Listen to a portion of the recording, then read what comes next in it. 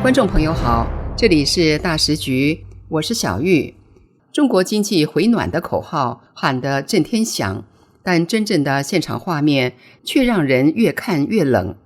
一边是星巴克中国被红色资本接盘，外界直指背后牵出江家势力；另一边是山西、河南的老百姓集体冲上街头，有人喊气价涨成这样，冬天要怎么活？再往下看，北京、武汉的年轻人拿着研究所学历抢3000月薪，无编制的工作，外卖骑手、加油员、临时工撑起了整个城市的表面稳定。官方说外资回来了，但真金白银少了一成，企业轻资产，百姓重负担。这期节目我们不看报表，不信口号，就从3个最能点火的真实现场开始。第一，星巴克为什么把中国盘子卖给博裕？这是市场问题还是权力问题？第二，山西、河南连环爆的民生抗议背后是能源危机还是制度疲劳？第三，名校生挤进辅警，外卖员猝死，骑手社会正在成型。这3条线最后会指向同一个问题，上头在唱回暖，底层却早已结冰。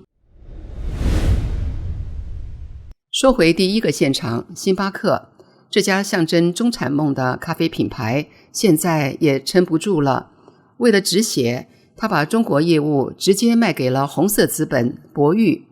这不只是生意，这是一场权力的交接。星巴克借于本土合资，改善在中国经济下行经营的困境。据彭博社11月4号报道，星巴克公司同意以40亿美元的企业价值，将其中国业务的 60% 股权出售给私募股权公司博裕资本，以期改善这家咖啡连锁品牌在中国市场的经营表现。自1999年在北京开出第1家门市后，星巴克在中国迅速扩张，目前已经有8000家门市，但近年陷入成长瓶颈。星巴克最大对手瑞幸咖啡2年前以低价策略击败星巴克，成为中国规模最大的连锁咖啡品牌。两者相比，瑞幸一杯咖啡仅需约星巴克1/3的售价。星巴克的高价位与昂贵门市营运成本，使得许多顾客转向本土品牌。接下来，双方的合资企业总部将继续设立于上海，博裕将接手全中国约8000家门市，并预计到2030年扩展至2万家。随着中国经济放缓与疫情后消费力下降，许多西方企业，包括星巴克，都面临销售萎缩的挑战，并在想方设法摆脱困境。例如，哈根达斯母公司通用磨坊在6月被彭博社报道，正考虑出售其在中国的250家门市。而汉堡王母公司餐饮品牌国际公司也传出正在与私募股权公司红杉中国 HSG 与元丰基金 CPE 谈判，有意出售其中国业务控股权。目前汉堡王在中国的门店总数约为1300家。外界更敏感的是，这家接手的博裕资本传出背后老板就是江泽民的孙子江志成。这条线牵到的不只是金融资本，而是整个红色家族经济圈。有人说，这是江家在中国私募界的影子帝国，从能源、地产到科技，江家都早早布局，而星巴克这一笔正好补上了他们在消费领域的缺口。这样的交易表面是投资，实质上是权力再分配。当一个国际品牌要靠权贵资本接盘，那就说明市场已经不是市场。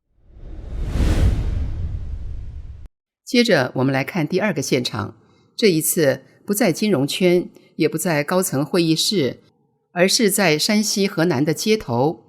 经济转冷，最先受到冲击的永远是日常生活。这2天，从山西介休到河南开封，天然气涨价，小区夜市搬迁，这些看似琐碎的民生点，一下子把老百姓的不满情绪全点燃了。11月5号，山西介休的数百名村民聚集在介休市政府门前，抗议天然气价格飞涨，让他们承受不起过冬的取暖费。2017年，介休市推行煤改气政策，宋谷乡三道河村作为该市首个禁煤村试点。介休政府以环保和推广清洁能源为由，拆除了该村所有燃煤供暖设施，并大规模安装天然气壁挂炉。当时介休政府曾承诺多项补贴，以鼓励村民配合，包括每户每年用气在1120立方公尺以内的，每1立方公尺补贴1元，壁挂锅炉补贴4000元，以及开户管网补贴2800元。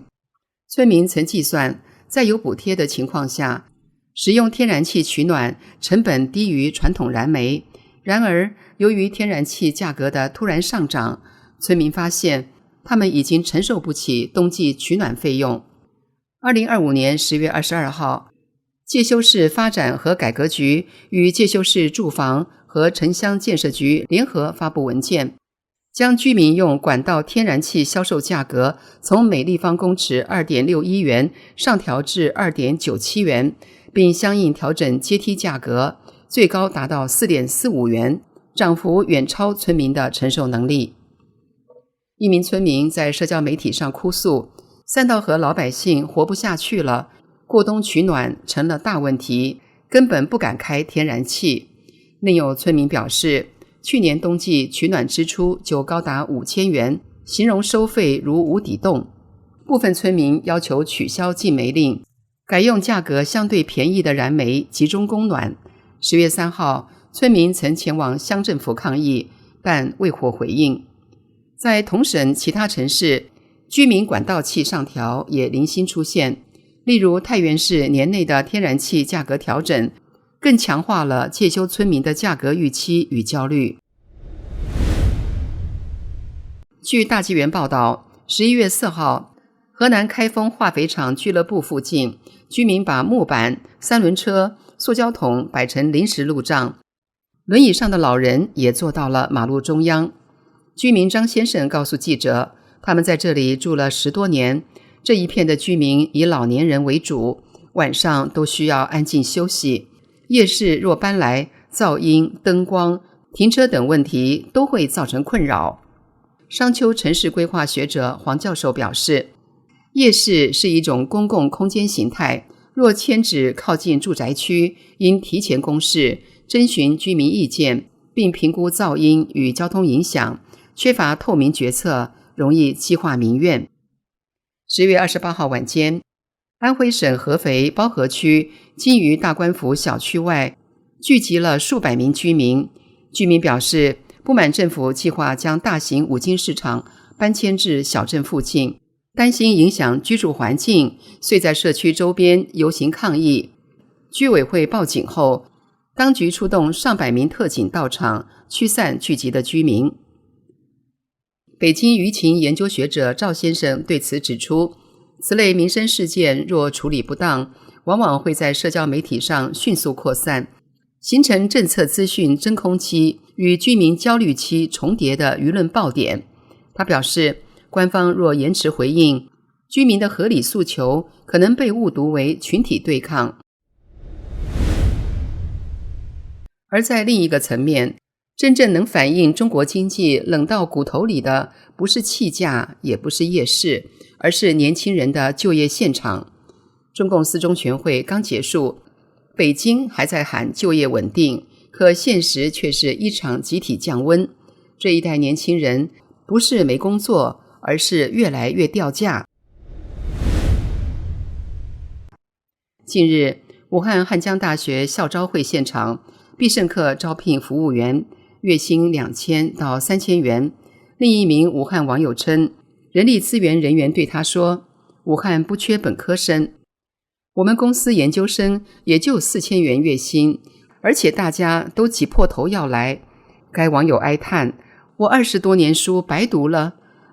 在北京，不少求职者吐槽，上万元的岗位很少，同专业面来面去，最后都卡在6000到8000元，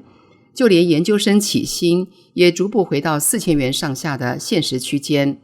这不是一两个城市的故事，而是大样本调查里应届生主流起薪落在4000到6000的延续版，只是经济下行把分布往下再推了一格。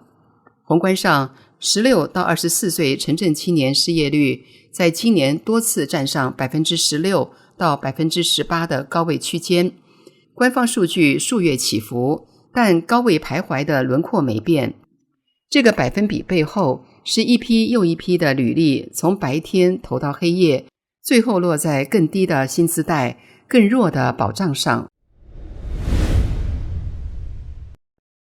更刺眼的是，名校毕业生奔向编外、辅警、城管协管、街道办合同工。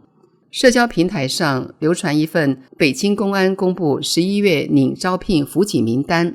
名单中不乏北京大学、中国政法大学、中科院大学、中国地质大学、中国石油大学等名校毕业生。体制内的稳定感正透过外包化、合同化、聘任制被稀释，变成低工资、弱保障、可替代的另一种稳。网民 Liva 在 X 平台发了一则来自上海社区的贴文，表示一名2009年同济大学土木专业的毕业生诉说，他们专业有 90% 都去了上海建工集团。这个集团包括上海1至7建，还包括市政设计院、基建施工集团、园林集团、上海建筑装饰集团、建工房产等数十家大型子公司，几乎涵盖土木建筑的所有领域。最近，他的师兄弟群里因为集团这2天一纸红头文件实施洗岗制度而炸开了锅。根据文件要求，有数万名员工被要求回家待岗，期间仅发2到3千元工资，社保、公积金等还要从这里面扣完到手几乎为零，大家都傻眼了。疫情之后，奖金、福利全砍，现在连维持基本生活的工资也保不住。曾经浓眉大眼的上海建工集团也到了这个地步，令人不胜唏嘘。裁员、失业被转化成所谓的洗岗制度，说得再好听，也掩饰不了失业的无助与悲凉。当办公室、工地与体制外的选项都在收缩，骑手成了许多年轻人的最后方案，但这份自由职业，自由的往往只有责任。11月6号，红星新闻报道，贵州毕节金沙县一名24岁的外卖骑手王某在家中猝然离世。事发原因先是发高烧，向领导请假，被要求开具纸质医院证明，但他带病仍在前一夜跑完几单。当家属质疑他的猝死因由时，平台外包公司回应说，他们这是在走流程，害得家属只能在工伤认定与保险理赔之间奔波。自去年起，多起骑手与快递员过劳事件在各地掀起讨论，连续超长工时、极端天气、超时扣款、客户投诉惩处构成新的行业常态。媒体报道数度聚焦于配送时间压力与法律保障缺口之上。许多人以为跑车跑单更赚。上海博主顾晨发文称，他搭车与司机聊天时，司机向他倒苦水，虽然每月收入近2万元，但每月除去租车费7800元，电费每天50元，吃饭每天50元，租房每月1000元等开销后，最后仅剩下8000元，还没有社保、无年假，每天工作约15小时，经常只是个够活着的月末。